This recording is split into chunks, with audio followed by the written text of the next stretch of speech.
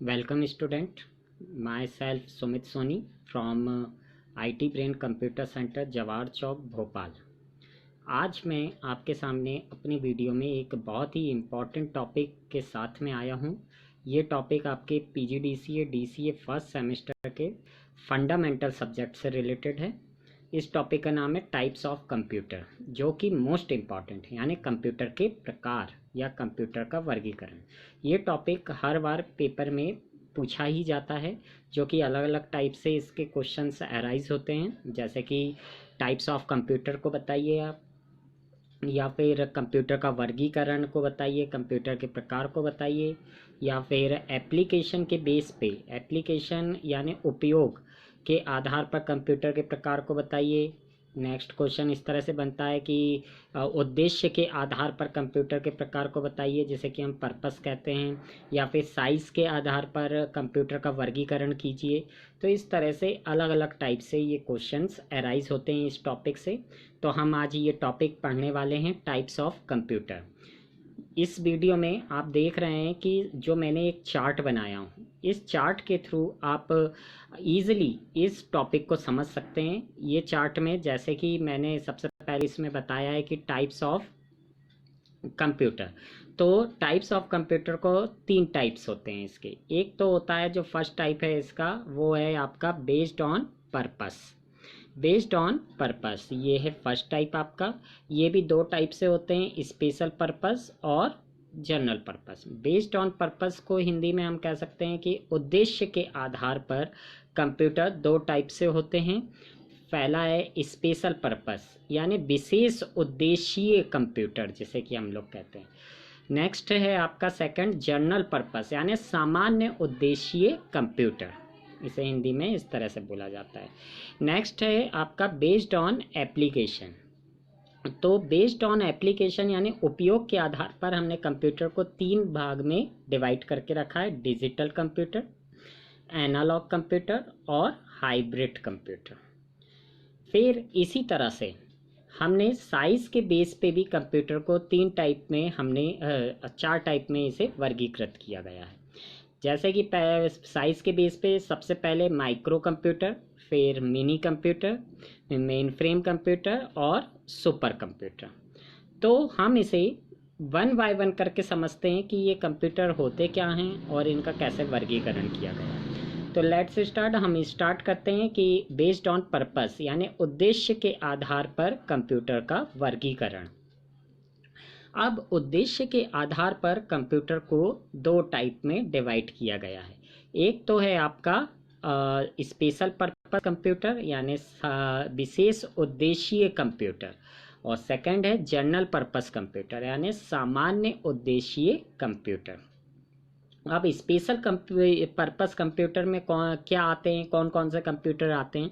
जैसे कि आपने देखा होगा, वेदर रिपोर्ट लेने, यानी मौसम विज्ञान से रिलेटेड इंफॉर्मेशन लेने के लिए जो कंप्यूटर बनाए जाते हैं, वो विशेष उसी काम के लिए बनाए जा रहे हैं। इसे इसलिए हमने विशेष उद्देशीय कंप्यूटर, यानी किसी विशेष स्पेसिफिक वर्क के लिए जो कंप्यूटर बनाए जाते हैं, उसे हमने क्या कहा है यहाँ पे, स्पेशल पर्पस कंप्यूटर या विशेष उद्देशीय कंप्यूटर।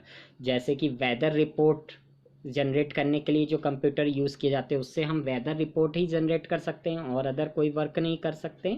तो केवल उसी वर्क के लिए जो कंप्यूटर बनाया गया है, विशेष उद्देशीय कंप्यूटर। इसी तरह से स्पेस से रिलेटेड अगर हमें कोई इन्फॉर्मेशन चाहिए, तो उससे रिलेटेड इंफॉर्मेशन लेने के लिए जो कंप्यूटर बनाया जा रहा है, उसे हमने विशेष उद्देशीय कंप्यूटर कहा गया है, यानी जो कंप्यूटर किसी विशेष वर्क के लिए बने जाते हैं। इसी तरह से जनरल पर्पस कंप्यूटर, यानी सामान्य उद्देशीय कंप्यूटर, यानी ऐसे कंप्यूटर जो इसके थ्रू हम सारे सामान्य वर्क परफॉर्म कर सकते हैं।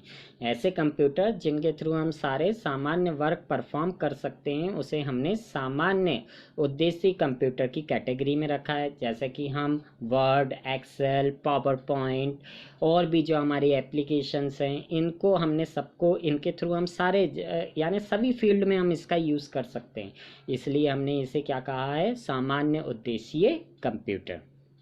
इसी तरह से ये तो अच्छे से आया ना आप लोगों को कि बेस्ड ऑन पर्पस, यानी उद्देश्य के आधार पे 2 टाइप से हैं, विशेष उद्देशीय और सामान्य उद्देशीय।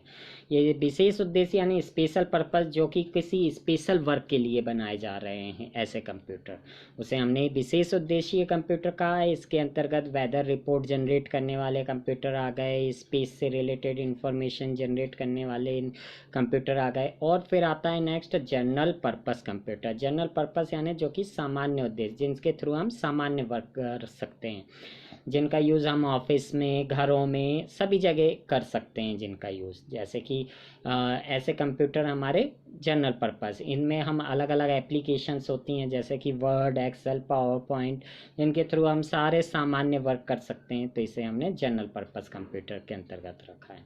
इसी तरह से नेक्स्ट आता है हमारा बेस्ड ऑन एप्लीकेशन, यानी उपयोग के आधार पर। उपयोग के आधार पर हमने 3 टाइप में कंप्यूटर को डिवाइड करके रखा है, वर्गीकृत करके रखा गया है।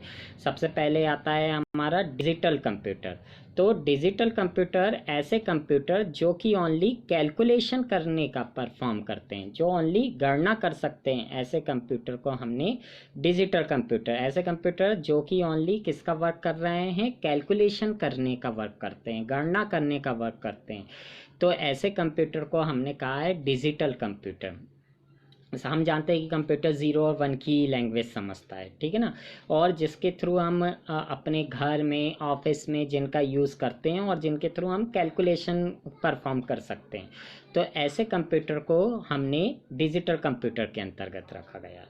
नेक्स्ट आता है आपका एनालॉग कंप्यूटर। तो एनालॉग कंप्यूटर ऐसे कंप्यूटर होते हैं जो कि फिजिकल क्वांटिटीज़ को मेज़र करने का वर्क करते हैं। जो फिजिकल क्वांटिटीज़ जैसे कि आपका टेम्परेचर हो गया, प्रेशर हो गया, है ना, ये सब आपकी फिजिकल क्वांटिटीज़ होती हैं। जो एनालॉग कंप्यूटर वो कंप्यूटर होते हैं जो कि फिजिकल क्वांटिटी मीन्स भौतिक राशियों को मेज़र यानी मापने का काम करते हैं। ऐसे कंप्यूटर जो भौतिक राशियों को मापने का काम करते हैं, मेज़रमेंट करने का, ये कोई कैलकुलेशन परफॉर्म नहीं कर रहे हैं, ओनली क्या कर रहे हैं, ये मेज़र यानी मापने का काम करते हैं। इससे पहले जो डिजिटल कंप्यूटर था वो कैलकुलेशन, गणना करने का वर्क कर रहे थे। इसी तरह से जो एनालॉग कंप्यूटर होते हैं वो मेज़रमेंट करने का वर्क करते हैं। तो अब फिजिकल क्वांटिटी यानी भौतिक राशियों को मेज़र करने का वर्क करते हैं, जैसे कि आपका ताप हो गया, दाब हो गया, स्पीड हो गई, गति यानी, तो इसे मेज़र करने का जो वर्क कर रहा है ऐसा कंप्यूटर आपका एनालॉग कंप्यूटर कहलाता है। अब इस टाइप के कंप्यूटर का एग्जांपल आपका गाड़ी में जो स्पीडोमीटर लगा रहता है, जिसके थ्रू हम गति, गाड़ी की स्पीड हम मापते हैं, तो वो भी आपके किस में आएगा, एनालॉग कंप्यूटर में आ जाएगा।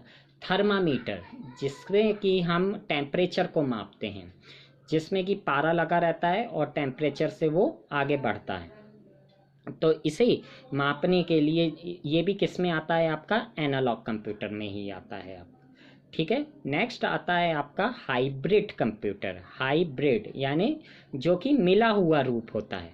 अब हाइब्रिड यानी 2 चीज़ों से जो मिला के बना गया है, ऐसे कंप्यूटर को हम हाइब्रिड कंप्यूटर कहते हैं। ये कंप्यूटर डिजिटल कंप्यूटर और एनालॉग कंप्यूटर, डिजिटल और एनालॉग कंप्यूटर दोनों का ही मिश्रण होता है, दोनों का ही मिक्सचर होता है ये कंप्यूटर, कि जिसमें एनालॉग कंप्यूटर के भी गुण हों और डिजिटल कंप्यूटर के भी गुण हों।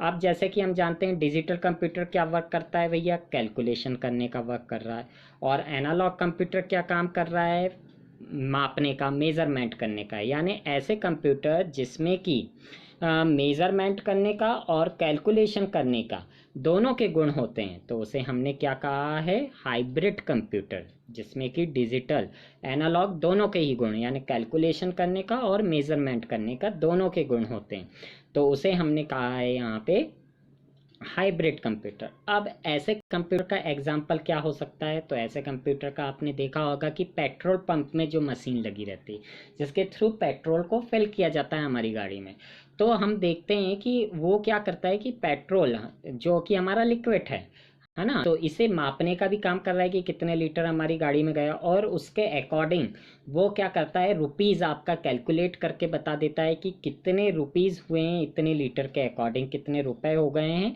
तो उसे कैलकुलेट करने का भी वर्क कर रहा है। यानी ये किसका वर्क कर रहा है, मेज़रमेंट करने का भी वर्क कर रहा है और कैलकुलेशन करने का भी वर्क कर रहा है। यानी गणना करने का भी वर्क करता है और मापने का भी वर्क करता है। तो ये किसके अंतर्गत आएगा? आपके हाइब्रिड कंप्यूटर के अंतर्गत। मैं एक बार और रिवाइज कर रहा हूँ कि डिजिटल कंप्यूटर जो कि क्या करते हैं? गणना करने का वर्क करते हैं, जिसके थ्रू हम ओनली कैलकुलेशन परफॉर्म कर सकते हैं।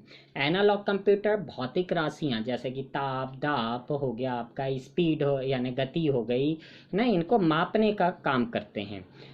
और third one is hybrid computer, ऐसे कंप्यूटर जिसमें कि डिजिटल और एनालॉग कंप्यूटर दोनों के ही गुण होते हैं, यानी जो ऐसे कंप्यूटर जो कैलकुलेशन का भी वर्क कर सकते हैं और मेजरमेंट का भी वर्क कर सकते हैं, तो उसे हमने क्या कहा है? Hybrid computer. इसी तरह से नेक्स्ट टाइप आता है बेस्ड ऑन साइज। अब बेस्ड ऑन साइज यानी साइज के आधार पर भी हमने कंप्यूटर को अलग अलग पार्ट में वर्गीकृत किया है, यानी डिवाइड किया है। सबसे पहले micro computer, mini computer, main frame computer and super computer. अब हम इसे वन बाय वन करके समझते हैं कि जो माइक्रो कंप्यूटर होते हैं। अब माइक्रो कंप्यूटर जो कि जिनका साइज़ बहुत ज़्यादा छोटा होता है, जैसे कि हमारे मोबाइल वगैरह, मोबाइल फ़ोन भी हो गए, ये भी आजकल आप क्या है कि ये कंप्यूटर की तरह ही सारे इसमें सॉफ्टवेयर और सभी कुछ हम इसमें वर्क कर सकते हैं। इसमें पाम टॉप जो कंप्यूटर होते हैं जिनका साइज़ बिल्कुल छोटा हो गया है, तो ऐसे कंप्यूटर किस में आते हैं? आपके माइक्रो कंप्यूटर कहलाते हैं। फिर आता है हमारा मिनी कंप्यूटर, यानी जिनका साइज़ अब थोड़ा माइक्रो से थोड़ा बड़ा हो गया है, जैसे कि लैपटॉप वगैरह आपके कंप्यूटर जो हो गए, वो सब किस में आते हैं? आपके मिनी कंप्यूटर में आएंगे। नेक्स्ट आता है आपका मेन फ्रेम कंप्यूटर। फिर मेन फ्रेम कंप्यूटर का साइज़ माइक्रो और मिनी कंप्यूटर की तुलना में और ज़्यादा बड़ा होता है, जैसे कि डेस्कटॉप वगैरह इसके अंतर्गत आएंगे। डेस्कटॉप कंप्यूटर जो कि घरों में यूज़ करते हैं हम लोग, तो ये मेन फ्रेम कंप्यूटर के अंतर्गत आते हैं। Next one is a super computer. अब सुपर कंप्यूटर जो कि एक रेफ्रिजरेटर, ये जिनका साइज़ बहुत बड़ा होता है, तो जो कि स्पेशल वर्क के लिए जो कंप्यूटर बनाए जा रहे हैं, जैसे कि आप देखते हैं कि वेदर रिपोर्ट जनरेट करने के लिए या स्पेस से रिलेटेड जानकारी लेने के लिए बड़े बड़े कंप्यूटर लगाए जाते हैं, तो ये सब किस में आते हैं? आपके सुपर कंप्यूटर में। इनका साइज़ एक रेफ्रिजरेटर के साइज़ के बराबर होता है और भी बड़ा हो सकता है उससे भी। तो इस तरह से हमने साइज़ के बेस पे भी इसे 4 टाइप में कैटेगराइज किया गया है। आप हमारे वीडियो में ये जो देख रहे हैं चार्ट की टाइप्स ऑफ चार्ट, आप देखेंगे बेस्ड ऑन पर्पस, फिर आता है बेस्ड ऑन एप्लीकेशन। तो इस तरह से अगर आप ये चार्ट को अच्छे से देख लेंगे तो आप ये सारा जो मैंने वीडियो आपको बताया हूँ इसके थ्रू आसानी से आप समझ सकते हैं, और पेपर में सारे जो मैंने क्वेश्चन शुरू में बताए थे कि जितने क्वेश्चन अराइज होते हैं, इन सब के आंसर को आप इजी वे में अपनी लैंग्वेज में आसानी से लिख सकते हैं। अगर हमारा वीडियो आपको पसंद आ रहा है तो आप इसे ज़रूर सब्सक्राइब करें, लाइक करें और हमें कमेंट्स करके बताएं कि हमारा वीडियो आपको कैसा लगा। तो इसी के साथ मैं फिर नेक्स्ट वीडियो के साथ आपसे मिलूँगा। जय हिंद।